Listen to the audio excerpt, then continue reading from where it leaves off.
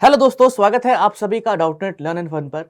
And मेरे पीछे आप लोगों को कुछ लिखा हुआ दिख रहा है, हो सकता है आप लोगों को परेशान करे कि डोंट यूज दीज बुक्स। अब इससे क्या हम कहना चाह रहे हैं, ये बहुत इंपॉर्टेंट चीज है जो मेरे को लगता है कि मेजॉरिटी ऑफ स्टूडेंट्स के बच्चों का फेलियर का कारण बनता है।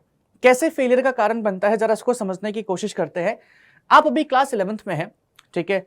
दो तरीके के स्टूडेंट होंगे यहाँ पे जो अभी सिर्फ और सिर्फ अपने एग्जाम पे फोकस करना चाह रहे होंगे, एंड एक स्टूडेंट वो होगा जो अपने कॉम्पिटिटिव एग्जाम्स भी क्रैक करना चाह रहा होगा, जैसे कि जेई और नीट।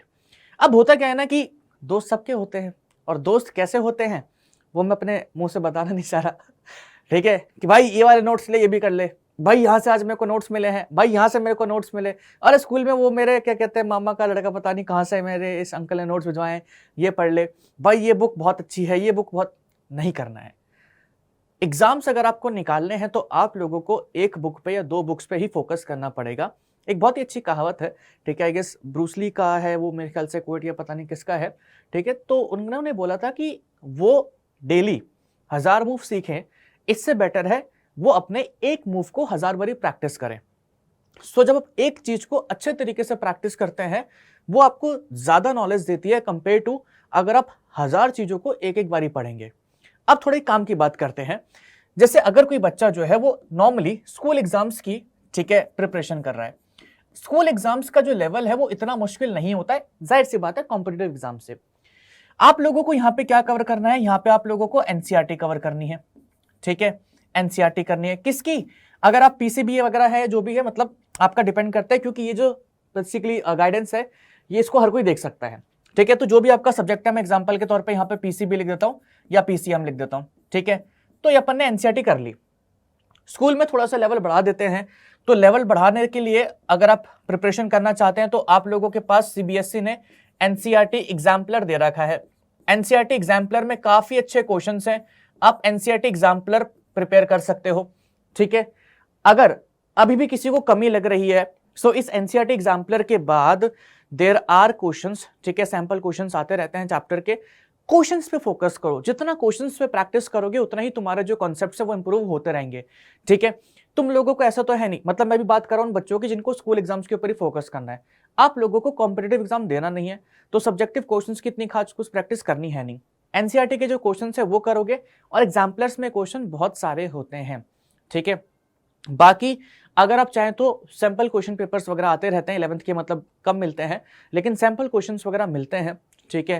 प्रैक्टिस पेपर्स वगैरह मिलते हैं, वो आप यूज कर सकते हैं।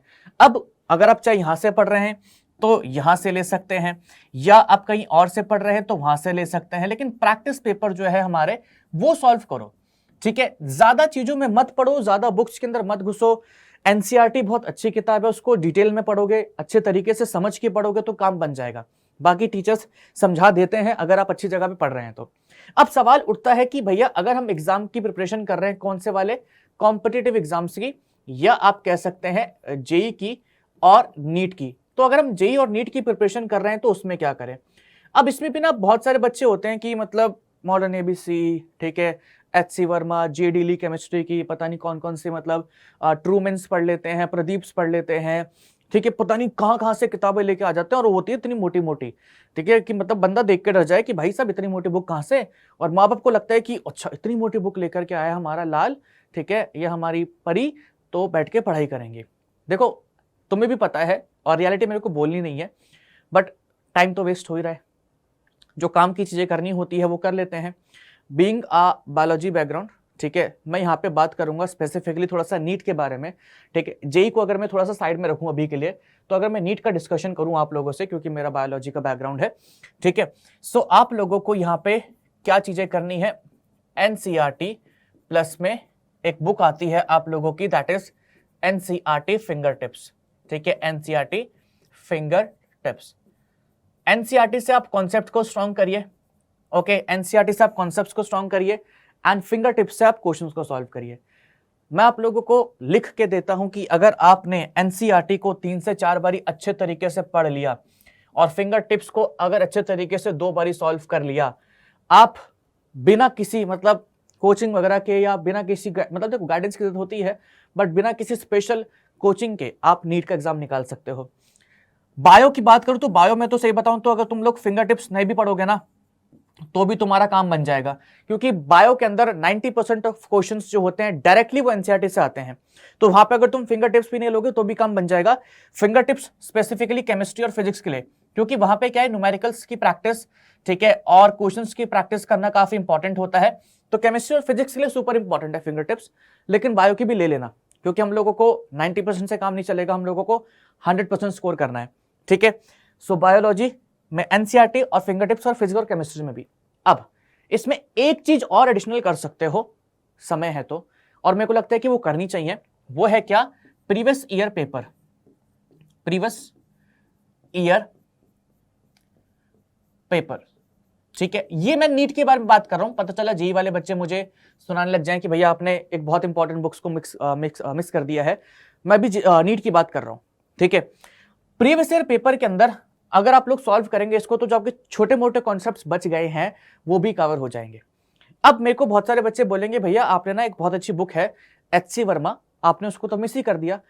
एचसी वर्मा के जो लेवल ऑफ क्वेश्चंस हैं वो नीट से ऊपर होते हैं। अगर आप लोग जेई की प्रिपरेशन कर रहे हैं तो वहां पे वो फिजिक्स के जो क्वेश्चंस होते हैं वो काम आते हैं। नीट में आप लोगों को एचसी वर्मा करने की जरूरत नहीं है, ठीक है। बहुत सारे बच्चे होते हैं जो मतलब एचसी वर्मा करने की सोचते हैं, अगर आप कर लेंगे that is a very good thing. लेकिन अगर आपके पास समय नहीं है, आप एनसीईआरटी से और फिंगर टिप से भी काम चला सकते हैं। मैं आपको ये कहूंगा कि आप एनसीईआरटी फिंगर टिप्स कर रहे हो और एचसी वर्मा कर रहे हो, दोनों में से कोई एक ले सकते हो फिजिक्स के लिए, लेकिन एचसी वर्मा ज्यादा प्रेफरेबली लोग जेई के लिए यूज करते हैं, बच्चे जेई के लिए यूज करते हैं।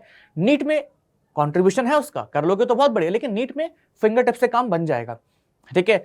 तो इंस्टेड ऑफ फोकसिंग ऑन इतनी सारी बुक्स की, केमिस्ट्री की जेडी ले लेते हैं, ठीक है, पता नहीं और भी आती हैं, अरोड़ा वगैरह की भी कोई बुक आती है, मेरे को एग्जैक्टली नाम याद नहीं आ रहा उसका, ठीक है। फिजिक्स में भी मतलब एचसी वर्मा तो है ही, और भी बहुत सारी किताबें होती हैं, इरोडो वगैरह सॉल्व करते हैं। इरोडो भी जो है अपनी वो जेई के लिए ठीक है, ठीक है।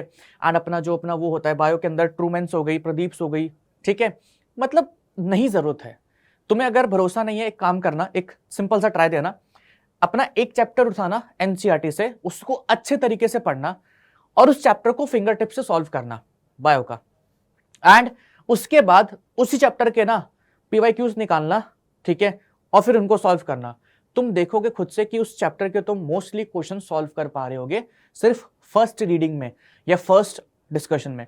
अब जब तुम आगे बढ़ोगे तो उसमें तो अलग बात है, ठीक है। सो प्लीज प्लीज प्लीज 50 बुकों की तरफ मत जाओ। अगर आपके स्कूल के एग्जाम्स हैं तो क्या कहते हैं, इससे काम चलाओ, ठीक है। मेरे गलती से इरेज हो गया, प्रैक्टिस पेपर ही लिखा हुआ था ये, ठीक है। तो प्रैक्टिस पेपर्स वगैरह ले सकते हैं, सैम्पल पेपर्स वगैरह जो आपके लिए अवेलेबल होते हैं, डीपीवीज वगैरह, ठीक है, एग्जाम्स वगैरह के लिए, ठीक है, वो थोड़ा कॉन्सेप्ट इंप्रूव कर देते हैं। और अगर आप नीट की प्रिपरेशन कर रहे हैं तो आप ये कर सकते हैं। बाकी जेई के लिए अक्षय सर हैं, वो आपको बता देंगे। Okay, so best of luck, मिलते हैं नेक्स्ट सेशन में, तब तक के लिए bye bye and thank you so much.